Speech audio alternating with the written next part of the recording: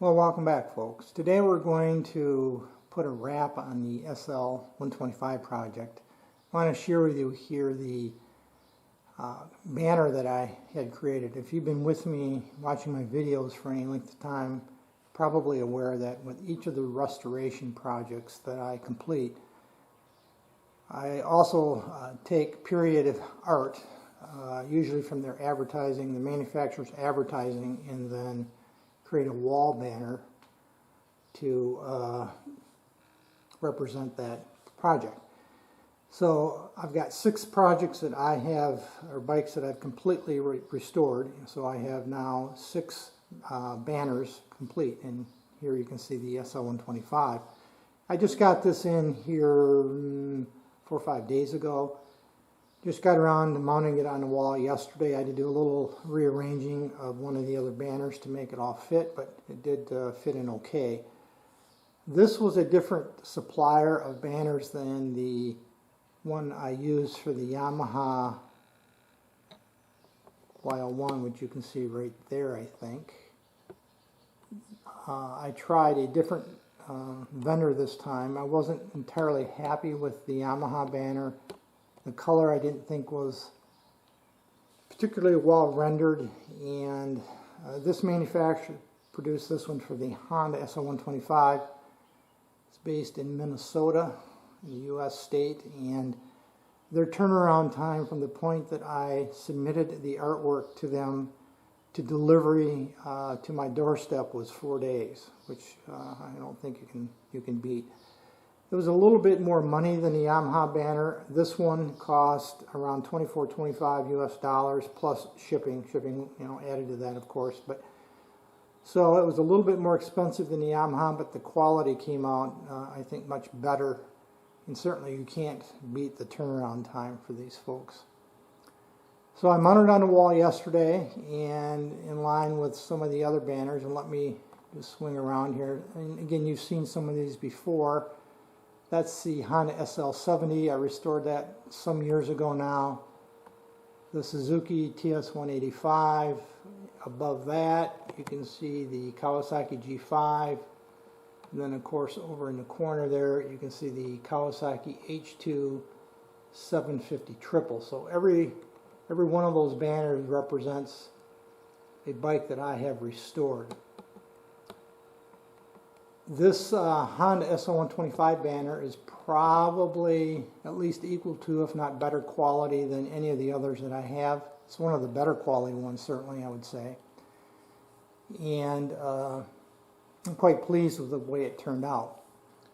So allow me to remind you how I do this. And let me get the brochure out here, and then we'll take a look at that in a little more detail. In terms of technique to create the banner, I think I've shared some of this before. I'm not sure in how much detail, but you've seen this dealer's advertising brochure before. I've alluded to it at least, I think, a couple of times.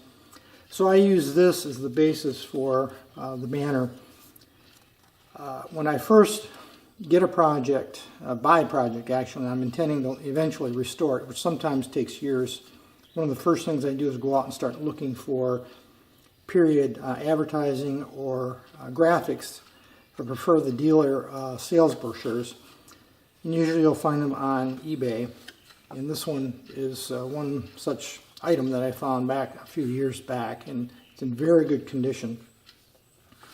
Very simple piece of memorabilia, and I use this inside photo right here as the basis for the banner. The way I go about this is I scan this in my printer scanner that I have in the house. We have a pretty good quality. It's a Hewlett-Packard. It's not exceptional, but it does a pretty good job. And I just put this on the scanner and scan it in as a graphic. And I found through experience that what works best is a 600 DPI or dots per inch scan rate. That is the number of dots per inch that it scans at. 300 in most cases, at least on my printer scanner, is the default. You can go up, I think, to 1200. 1200 is, I find, though it creates very good quality final images, it creates huge files that are, in fact, in some cases you can't even attach and upload to these banner services. They won't take them if they're over, well, at least the last one I used wouldn't take any image over 60 megabytes. So you have to hit that spot of being large enough in terms of dots per inch, or high enough resolution in dots per inch to create a quality image, yet not so high a quality that it creates a huge file and is unwieldy to send on to the printer. So I use, last couple of images I've done, I've used a 600 dots per inch, which the printer seems satisfied with, doesn't create too huge of a file, and is easy to manipulate. So this was scanned at 600 dots per inch, and I simply just scanned it in. And then there were a few flaws. This crease right here, where this was folded, did come through on the final image. So I used a photo editing package. I have a couple of them on my shop computer and on my home computer in the house, both desktop machines. And I'm no expert with photo editing, to be honest with you. I can do it in a pinch, but it's really not my expertise. But I did pull that image into a photo editor, and then I cleaned up all the way across here this seam, and there's a little bit of a stain right here. I don't know if that comes through on the image or not. And it probably took me, probably an hour, maybe a little more, to clean up that line, that fold right there, so that it would disappear. And that was really about all I had to do with it. And then I sent it on to the printer. They sent me a proof back within 24 hours, probably, actually, I think it was within the same day. They sent me a proof back. I uploaded it in the morning. I think that afternoon I got a proof back. I approved it on the spot, and like I said, within about 4 days it was on my doorstep in a box. So that's how I went about scanning it. Now, in terms of the banner itself, most of these places you have a lot of options to choose from. You can get grommets, that is the brass grommets that would typically go in the corners of the banner. This last banner for this project, I did not get grommets because they really weren't of any use to me. You can get just cut edges all the way around. You can get hemmed edges. I got hemmed edges on this one. You can get all different sizes, from quite small, I think they go down to almost like page size like this, all the way up to 8 or 10 feet long and like 6 or 8 feet high. They'd be like for a fence or the wall of a building. And pretty much everywhere in between. It depends on, what you want. So I chose a size that was scaled to this paper.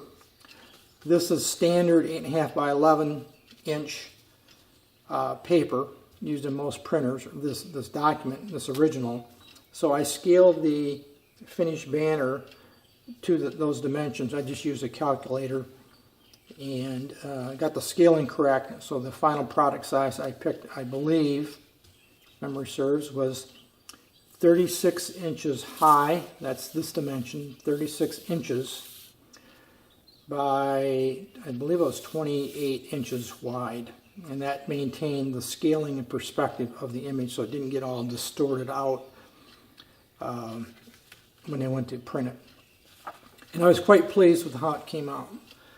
So for $25 US plus shipping, I had this delivered to my door, and then it was just a matter of figuring out where to put it on the wall and put it up there for posterity to go along with the rest of my bike. So that's the process that I used.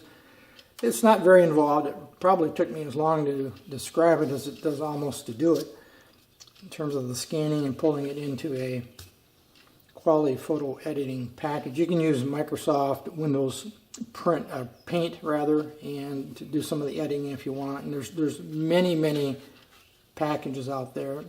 Many of them are free or very low cost to do photo editing. And again, I'm no expert at it. Don't pretend to be.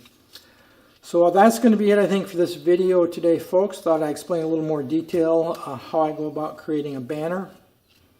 You could use that same process for anything if you want to create a some other kind of decoration, like you want to use it for a wallpaper on your computer screens, I could do that very easily. In fact, I could take probably that original photo, or image rather, and put it on my desktop as an image for my wallpaper.